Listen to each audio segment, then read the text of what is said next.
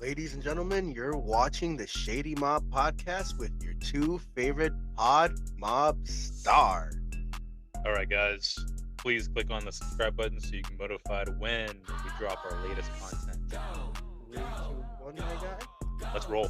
Let's kick it, baby. What is going on, ladies and gentlemen? Thank you for joining us again on the Shady Mob podcast with the man and The King, here to give you our take on X-Men 97. ready, my boy. Let's kick it. So, X-Men 97 premiered. Guys, it is continuing from the 1996 series after the death of Charles Xavier. And we just finished watching episode 1 and 2. Alex, the man, your thoughts? Honestly, I made the mistake of not watching the original before this, and I'm coming into it as a newcomer. I think that it resembles a lot of the shows from that era when it comes to the writing. It resembles a lot of those type of cartoons where it's like still, and it has some dialogue while they're playing.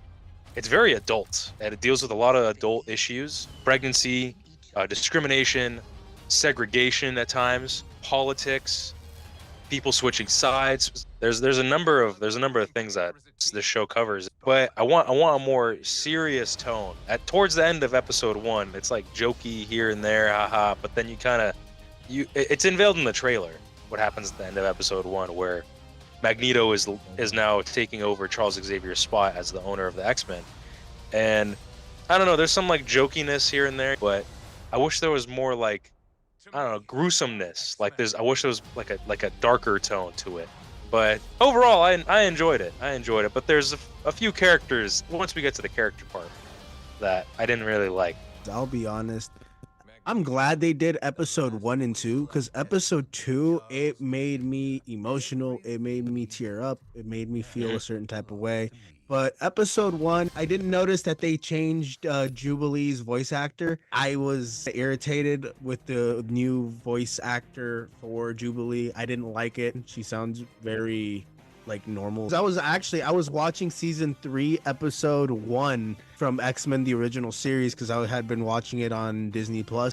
And it's cool because in season 3 episode 1 you get to see the sewer mutants, and in episode 2 we also get to see the sewer mutants, and it was a really cool throwback. It felt great. I love Magneto's incorporation, that love triangle between Rogue, Gambit, and Magneto now. That's going to be interesting. That's a spoiler, just letting you guys know. Spoiler alert. Like, that made me feel some type of way for my boy Gambit, because like you saw like he was getting at that Rogue. He was getting at that Rogue Wu-Tang Pie, that Rogue Gumbo. At the dance club. At the dance club. Oh hell scene. yeah! Yep. She took off the glove. He gave him the hand, and ooh, bro. Actually, so the thing that I really liked about the episode so far were the fight scenes. In episode 1, yes, those were really when good. They fucking come out of the airplane, and like Cyclops, he just fucking shoots his laser beams fucking straight down. They have done justice by Cyclops, and they have finally made him look like a fucking badass. They always make him look like a the thing is with those is that I love the fight scenes. They were great. Effects. I mean, it's animation, of course. They're gonna make it really nice. It's Disney. They have an amazing budget for it. But what I noticed, I guess, this is just me comparing apples to oranges at this point, but I'm so used to Invincible, how it's very gory and it's bloody. A lot of these shows, you better also remember this is a Disney movie. I know, but I think that because they want to go for more of an adult and more of an older audience, but brother, what I expected Wolverine to at least heal somehow, like show scratches in him to heal, bro. I didn't see any of that. When he got thrown against that one, what are they called? Colossals, or what are they called? Sentinels? Yeah. Nothing happened to him. Even Beast, he looked like he was unscathed. Yeah, that's what I'm saying. Like, if you watch the original, so this is also another thing. Like, The characters, it looks beautiful. It's definitely a modern take on X-Men. Oh yeah, yeah. It's definitely a modern take. You can see like how beautifully composited it is because it is all basically layered. I was iffy on Rogue's new hairstyle because she used to have long, beautiful white wavy hair, and then Bishop also got a haircut. It kind of grew on Bishop's me. the black dude, right, with the gun. Yeah, Bishop's with the yeah. They cut his hair. Yeah. To be completely honest with you, comparing it to the original X-Men animated series, Uh-huh. the show back then, it didn't show you it straight up, but it definitely did hint at more like gruesome and more gory like stuff. Like you like somebody would die, but it would be like an off camera. You would kind of see the shadow or something. I ain't gonna lie, going back and watching the original series today kind of made me like, oh my god, just hype me up for the show. The first episode was 50-50. It's give and take. When Gambit gets on Wolverine's back and fucking heats up his fucking claws and he just that was sick. Master Mold fucked him up the ass, dude. That was fucking dope. Wolverine's voice actor has definitely aged and you can hear it in his voice. But hey, at least he's back and he's the original. What did you think about episode 2? I thought episode 2 was a lot better for sure. It showed there was a real concern within the group about Magneto coming back. I did like how they showed a montage of him helping out and saving people. That was really interesting. I know that Magneto was definitely like someone of a terrorist in the show, from what I assumed what they were talking about, because they did reference a lot, and in the movies as well. And I enjoyed it, man. I think, again, here's the thing of just me like overstepping, I guess, what the show should be. Spoiler alert, if you guys don't want to watch this, cut to like a couple minutes into the future. Pretty much Storm gets zapped with this radiation gun from what's his name? Ex contractor or something like that? Executioner. Contractor, this motherfucker. Jesus. The executioner. And she gets bipped by she saves Magneto. She saves Magneto, and right? Bro, when she fucking cries, I started to fucking tear up. But I felt some sort of way, bro. Oh, it was my God, emotional. that episode. But bro, like I think they should have just killed her off. That would have been such a big dick move from Disney. Bro, imagine killing Storm off and the team has to do this like live on Disney Plus. I understand. I understand that perception, but I also understand the perception of just taking away her powers, because that's always been like what the people have always wanted to do to the mutants, just take away their powers. They foreshadowed that early on in episode 2. Yeah. And dude, like it just it broke my heart. And then, bro, the tears coming out of Storm's eyes, and then the tears coming at Magneto's speech. Yep. Bro. Yeah. Perfectly executed. That was like a Picasso painting painted perfectly. The emotion in this is just insane. I love the facial features. I thought it was going to be kind of dinky and like still how the old show was. I saw Facebook videos, of course, but I've never fully watched it. But I remember how the animation was in that one, and there are some scenes where you can kind of see the blockiness of it. But I think what they did here is make it a very fluid. They did do blockiness just to like pay homage to some of the animation, kind of how like Into the Spider-Verse mimics comics. But I think they should have stuck with more fluid motions, man. I don't like this like juddery like frame rate that they have. I mean, it is a design choice. It's not a big gripe I have, but I think this is great. Episode 2 definitely rose in storyline and also towards whatever climax they're building up. Because in the first 2 episodes, we find out that Jean is pregnant.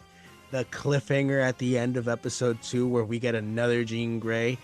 Yep. I'm just curious to see what happened. See that? What's that one device that Hank was using? The Beast, like a time thing. They mentioned that in the first episode, and I'm like, damn, they're probably going to do something with time here.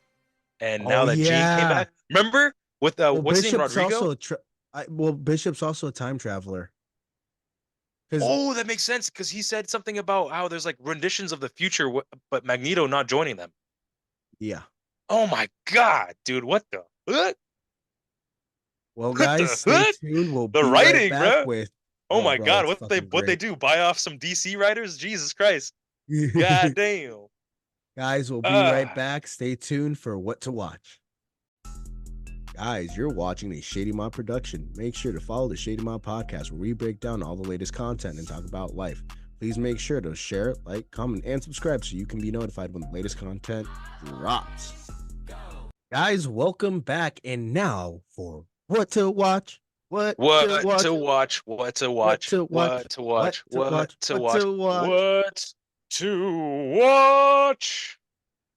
The man. What do you recommend for the people?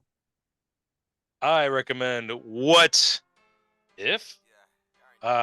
Great show. Marvel Studios, yet again, bringing in another, honestly, great animation show. Season 1, fantastic. I just learned about Season 2.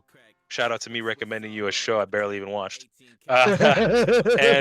And definitely check it out. I'm about to check out Season 2 right now. Season 1 was crazy. Honestly, really, really good. Better than like some of the live action Marvel movies in the MCU. And a great take on a lot of the comics that were released during this during Marvel's history. And they brought in a lot of the voice actors and the actors to voice act some of the characters. So really good show. I recommend it. If you haven't already watched it, check it out. Disney Plus, $13.99. Subscribe. Watch X-Men 97 and What If. And Nelson, what do you recommend? The original X-Men. Guys, go check out.